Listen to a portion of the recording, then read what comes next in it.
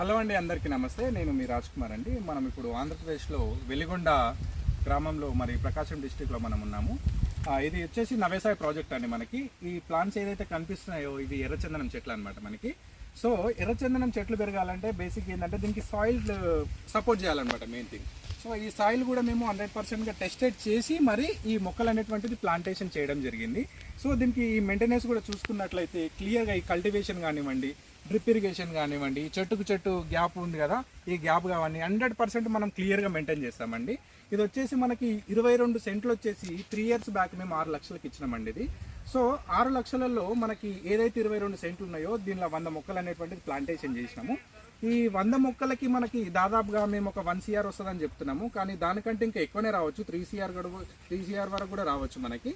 so మనకి దాదాపుగా ఇది రిజిస్ట్రేషన్ కూడా చేస్తాం, కంప్లీట్గా రిజిస్ట్రేషన్ చేసి మీకు ఏదైతే డాక్యుమెంట్ ఉన్నదో డాక్యుమెంట్ హ్యాండ్ ఓవర్